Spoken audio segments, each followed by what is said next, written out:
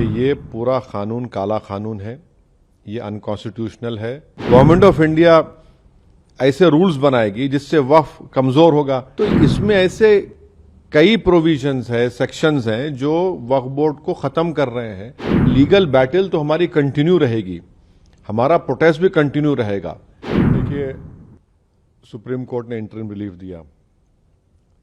हमारी पार्टी का और all India Muslim personal law board का ये स्टैंड रहा है कि ये पूरा कानून काला कानून है, ये अनकॉन्स्टिट्यूशनल है। इसलिए अनकॉन्स्टिट्यूशनल है ये कि फंडामेंटल राइट्स को वायलेट करता है, चाहे आर्टिकल 14 हो, 15 हो, 25 और 26 और 29 हो। तो ये जो इंटरिम ऑर्डर है, इससे हटकर हम इसको कॉशियसली देखते हैं। क्यों देखते हैं? क्योंकि इसमें करीब 45-48 अमेंडमेंट्स हैं। एक अमेंडमेंट ऐसा है कि अभी जब हम बात कर रहे हैं, लिमिटेशन एक्ट अप्लाई हो रहा है, तो जितने लोग लैंड ग्रैबर्स हैं या एंक्रोचर्स हैं वो मालिक बन रहे हैं। और फिर वक्फ इवैक्यू प्रॉपर्टीज जो है वो खास तौर से देश में पूरी जगह पर और पंजाब हरियाणा में बहुत है, वो अब गवर्नमेंट कस्टोडियन में चले आएंगे, तो वक्फ बोर्ड से हम उसको लूज कर रहे हैं।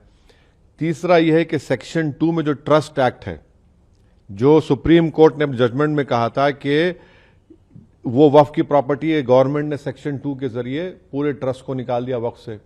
और इसका पहला फायदा होगा देश के सबसे बड़े दौलतमंद आदमी को, जिसने खोजा ऑर्फनेज पर अपना घर तामीर किया था, जिसका केस अभी सुप्रीम कोर्ट से है। तो सेक्शन 2 से उसको फायदा होगा। पूरे जो वक्फ जो ट्रस्ट है उसको ट्रस्ट है बोल के वक्फ से निकल जाएंगे। चौथा ये है कि ये 5 साल का प्रोविजन है। कौन तय करेगा कि 5 साल से प्रैक्टिसिंग मुसलमान है? और अगर कोई महिला होगी तो उसका कौन तय करेगा? और जब वो 5 साल तक मुसलमान के वक्फ को नहीं दे सकेगी, दूसरे धर्म को दे सकेगी, तो ये तो नुकसानदेह है। फिर गवर्नमेंट ऑफ इंडिया ऐसे रूल्स बनाएगी जिससे वक्फ कमजोर होगा, वो फेडरलिज्म का भी वायलेशन होगा। कलेक्टर आज भी किसी मुतवल्ली को ऑर्डर दे सकता है कि भैया आप इस तरह का काम करो जो उस मुतवल्ली और उसके वाकिफ के खिलाफ होगा। अगर नहीं सुनेगा तो जेल को जाएगा। तो इसमें ऐसे कई प्रोविजंस है, सेक्शंस हैं जो वक्फ बोर्ड को खत्म कर रहे हैं।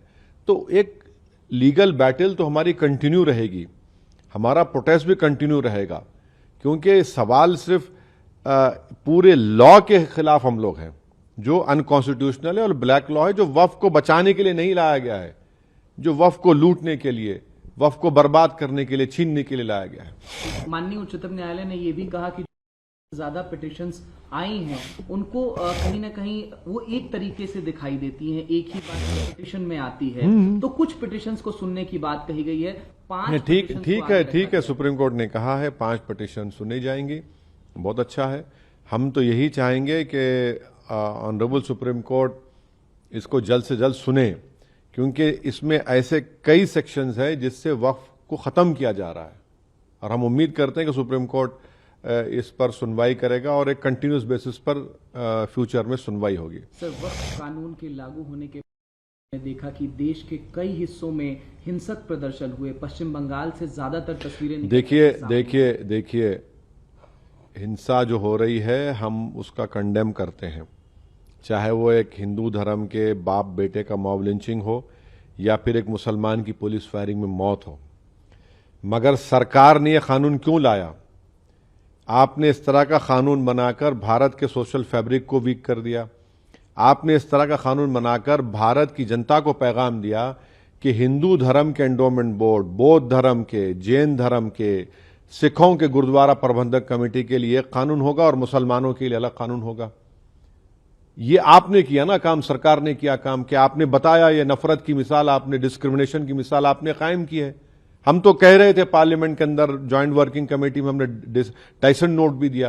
ये तो सरकार की जिम्मेदारी है। सरकार की इस गलत फैसले की वजह से आप टारगेट कर रहे हैं मुसलमानों के ईमान को, मुसलमानों की मस्जिदों को, दरगाहों को, इमाम बाड़ों को।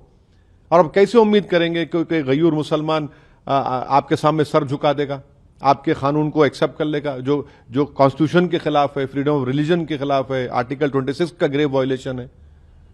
कल सीजे पर चिंता व्यक्त की थी, जिस तरीके से हिंसा हो रही थी सर, और कहीं ना कहीं अब आगे किस राह पर देखते हैं इस कानून? देखिए हम वायलेंस के खिलाफ थे, हैं और रहेंगे, मगर प्रोटेस्ट हमारा अधिकार है। हम जनता के दरमियान में जाएंगे, अपनी बात को रखेंगे, प्रोटेस्ट होगा। All India Muslim personal law board ने जो प्रोटेस्ट का प्रोग्राम बनाया, हम उसकी सपोर्ट करते आए, सपोर्ट करेंगे। ह्यूमन चेन का उन्होंने ऐलान किया, एक डेट को ह्यूमन चेन होगी, एक तारीख के दिन कोई डेट अनाउंस होगा जिसमें 10 मिनट के लिए लाइट बंद होगी, महिलाओं का प्रोटेस्ट होगा। प्रोटेस्ट तो डेमोक्रेसी की रूह है भाई, वरना अगर प्रोटेस्ट नहीं होगा तो फिर डिक्टेटरशिप रह जाएगी, फिर जमहूरियत कहाँ रहेगी, लोकतंत्र कहाँ रहेगा। प्रोटेस्ट पीसफुल होना चाहिए और पीसफुल होगा इंशाल्लाह।